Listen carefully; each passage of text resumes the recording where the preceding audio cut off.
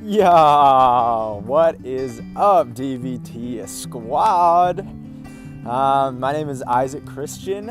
I am, 2 years out of college, which is quite a long time. I was super into DVT for multiple reasons, but it actually was a pretty big influencer in my life, as I'm currently going on to graduate school right now for psychology. So I'll be studying the mind and specifically awareness, and kind of the piece that got me into that was DBT, as I use meditation as kind of a way to look at yourself candidly and kind of explore how and why we work. So that plus a scientific approach really helped me out in my own life and career.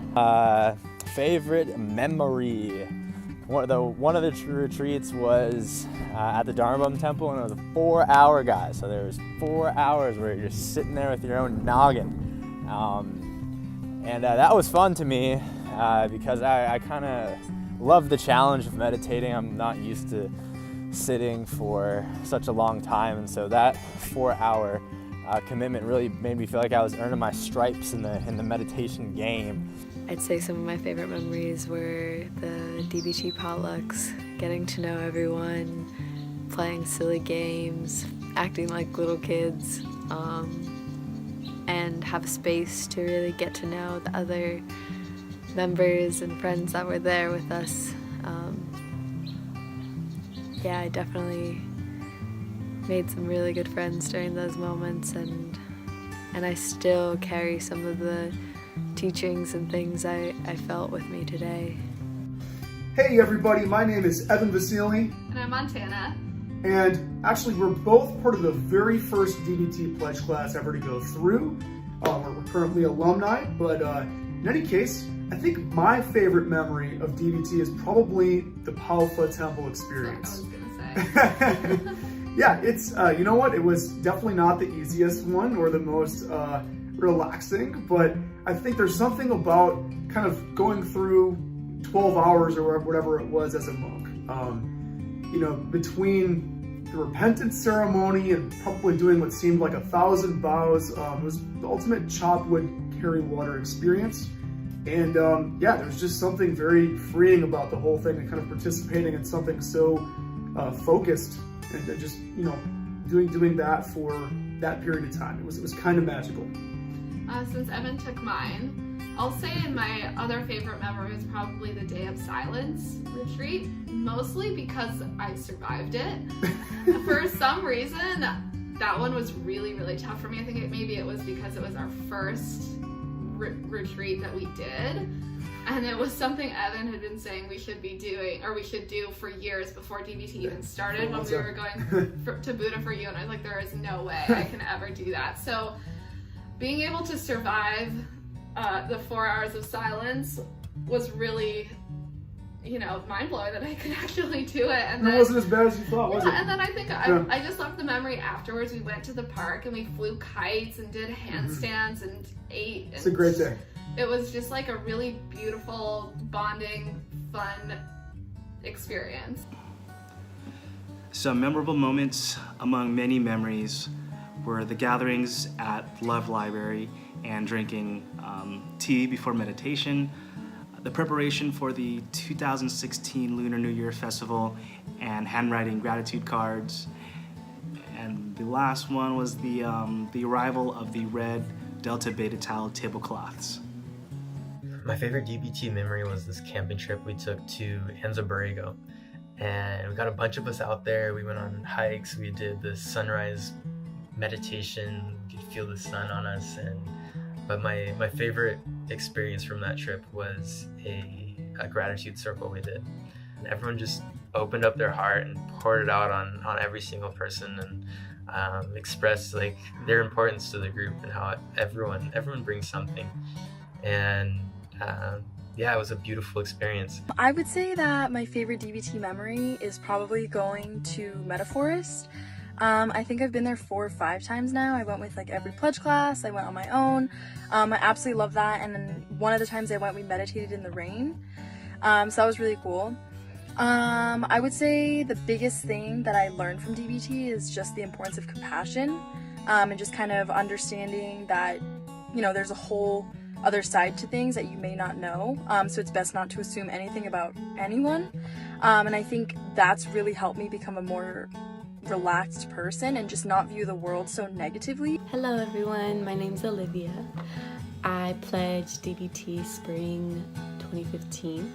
I want to start with my favorite DBT memory, and that's usually initiation every semester. And there's not a particular initiation night that is super special to me, but really just every semester. It's such a beautiful night, especially as someone who's been there since day one, when we only had, I think, like 10 or 15 people, to just finish every semester so strong and see the new pledge class initiated and see so many people and know that they really put in the time and the energy and the soul that it takes to become a DBT active, and knowing that they are the ones that are really gonna carry on the DBT legacy and the DBT values. And so yeah, initiation night is always a really special time and a really favorite memory of mine. Hi everyone, my name's Maddie, this is Hannah. Hey guys.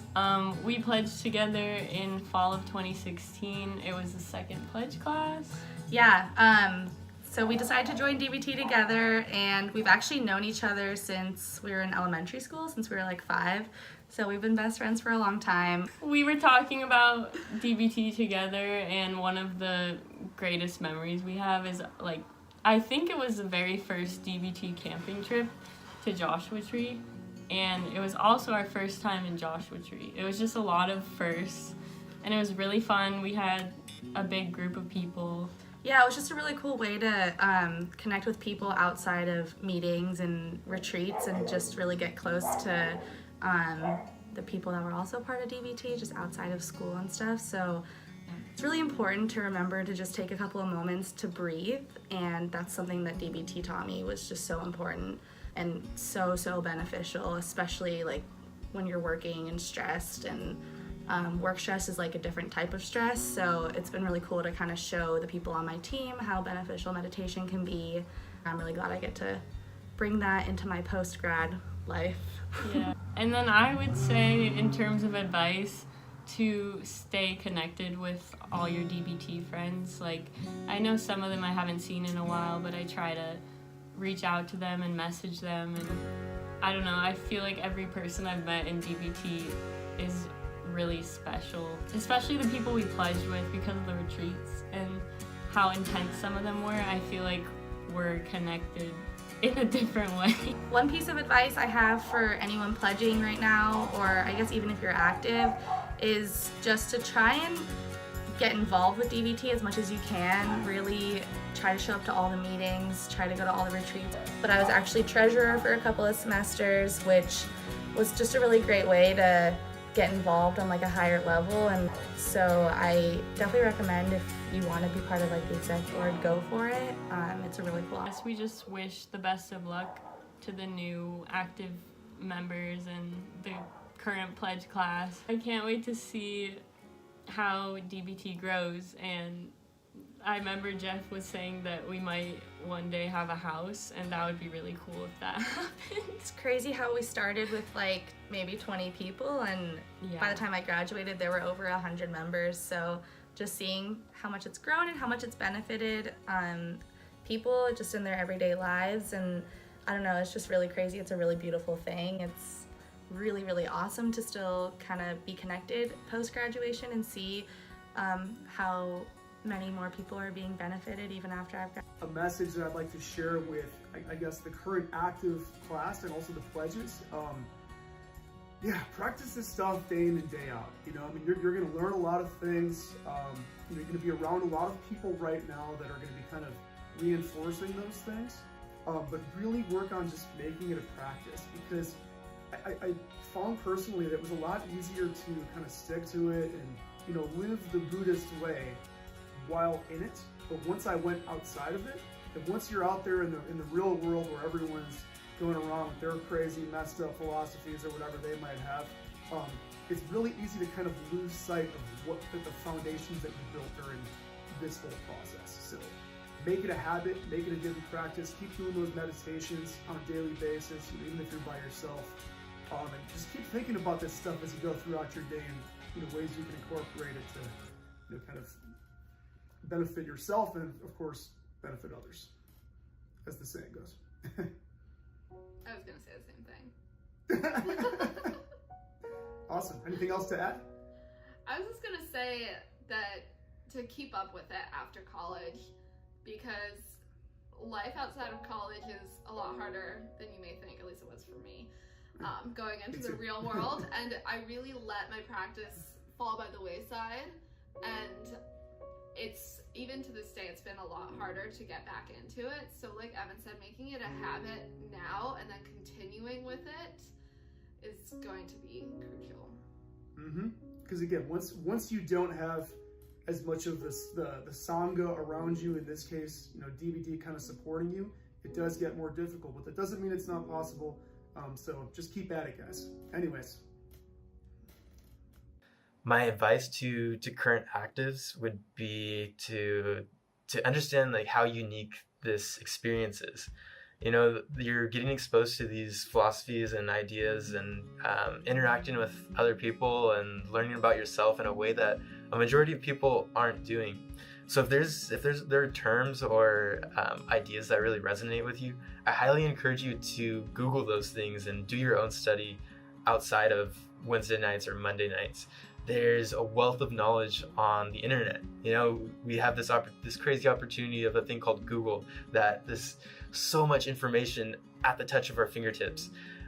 So in the past, you'd have to go travel to Thailand or India and like study with these sages. Although I highly recommend, if you ever get the opportunity, go travel to those places. But a great starting point is to just Google these terms. There's so much information out there, and by developing your own study, it, at least in my experience, it's greatly enriched my life.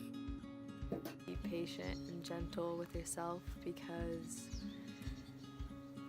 we come to DBT for our own different reasons. But Jeff always says the practice of meditation is to learn to react in a kinder and more peaceful way to situations that we can't always control.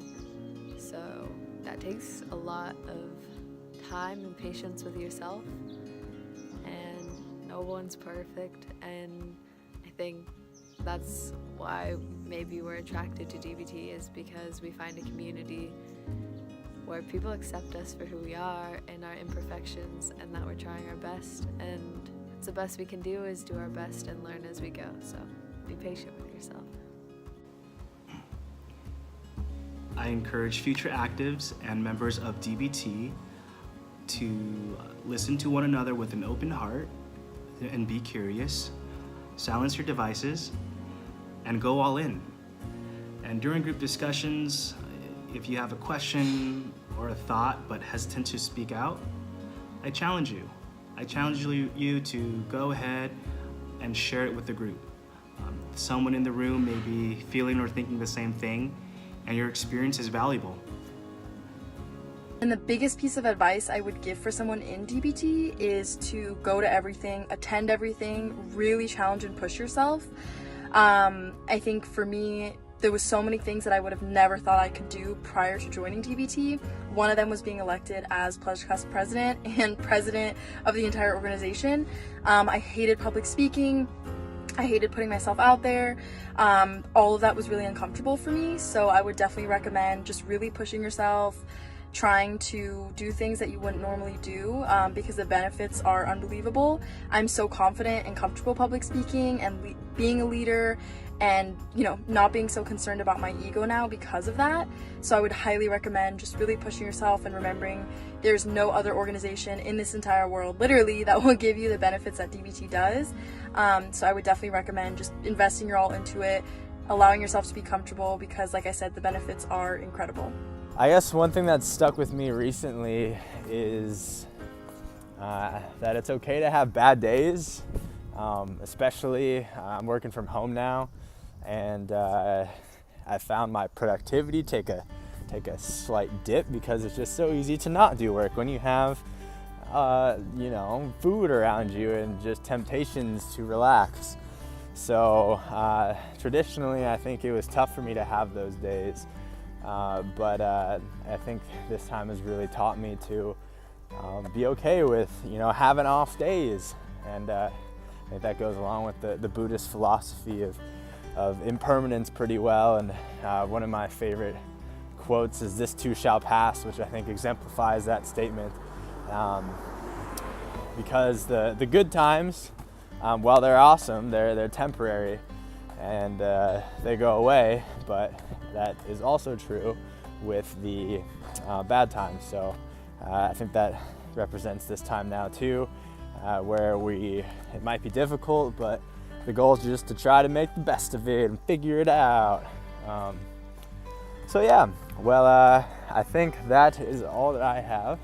Thank you for joining me on my evening walk, and have a delightful night, peeps.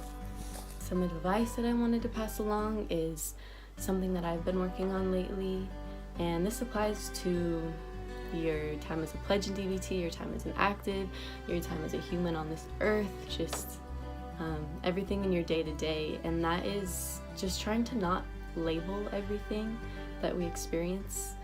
I found myself so often having experiences in life and I immediately want to say this is good or this is bad or I like this or I don't like this, and putting it in a box or applying a label to everything. And so I'd really encourage you as you go through your day-to-day to just experience things as they are, and not need to put a name to everything, and not really need to judge everything, and just let it be as it is. So yeah, love and miss you guys. I hope I can meet you all someday. Okay, I love you.